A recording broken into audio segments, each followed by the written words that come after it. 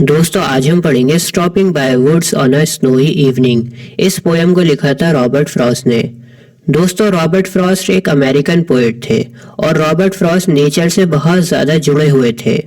Robert Frost हमेशा यही कोशिश करते थे कि वो अपनी पोएम्स को आसान से आसान लैंग्वेज में लिखें ताकि सभी लोग जो पोएम को पढ़ रहे हैं उनको आसानी से समझ में आ जाए। दोस्तों एक बहुत बड़े पोएट हुआ करते थे William Wordsworth. Robert Frost William Wordsworth से इंस्पायर थे। विलियम वर्ड्सवर्थ भी आसान लैंग्वेज में पोएम्स लिखते थे। विलियम वर्ड्सवर्थ भी नेचर से बहुत ज़्यादा जुड़े हुए थे, तो रॉबर्ट फ्रॉस्ट विलियम वर्ड्सवर्थ से बहुत ज़्यादा इंस्पायर थे और रॉबर्ट फ्रॉस्ट ने कोशिश करी है विलियम वर्ड्सवर्थ के नक्शे कदम पर चलने की। चलिए दोस्तों आज की पोएम हम शुरू करते हैं और लाइन बाय लाइन समझते हैं आसान लैंग्वेज में। Whose woods these are, I think I know. His house is in the village though. He will not see me stopping here to watch his woods fill up with snow. दोस्तों woods कहते हैं जंगल को। Robert Frost कहीं पर जा रहे होते हैं और रास्ते में एक जंगल आता है। जंगल बहुत ही खूबसूरत है और रॉबर्ट फ्रॉस्ट उस जंगल पर रुक जाते हैं। अपने घोड़े को रोककर वहां पर रुक जाते हैं और जंगल की खूबसूरती को निहारने लगते हैं। जैसे अगर आप टाइटल को पढ़ोगे तो टाइटल में स्टॉपिंग मतलब रुक गया, रॉबर्ट फ्रॉस्ट रुक गए। बाय वुड्स मतलब जंगल पर। ऑन अ स्नोई इवनिंग मतलब एक शाम जब बर्फ गिर रही थी।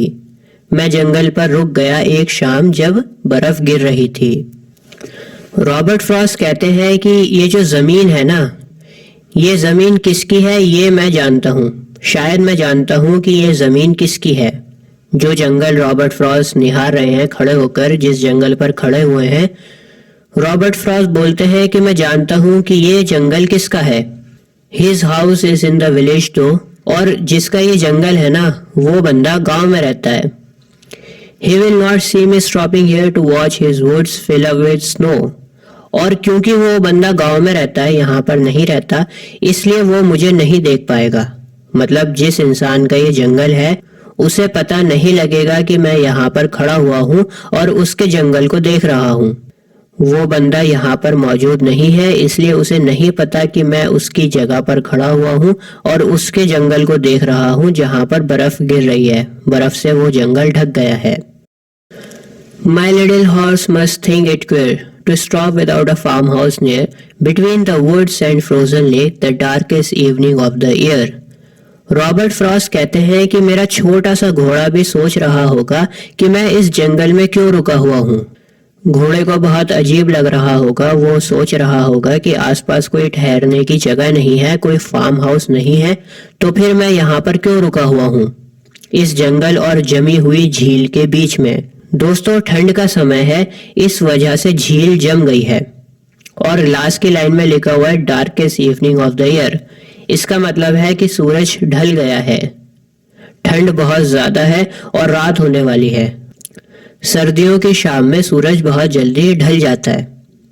ठीक है, रॉबर्ट फ्रॉस्ट को ऐसा लगता है कि उनका घोड़ा ये सोचकर परेशान है कि रॉबर्ट फ्रॉस्ट ऐसी जगह पर क्यों रुके हुए हैं जहां पर आसपास कोई भी आबादी नहीं है, जंगल ही जंगल है। He gives his harness bells a shake to ask if there is some mistake. दोस्तों ही का मतलब यहाँ पर है घोड़े से। घोड़े के लिए ही का यूज किया है। तो रॉबर्ट फ्रॉस्ट कहते हैं कि मेरा घोड़ा अपनी हार्नेस बैल को हिलाता है। दोस्तों हार्नेस बैल कुछ इस तरह की होती है, ये घोड़े के बंदी होती है और इस बेल्ट में घंटी भी होती है।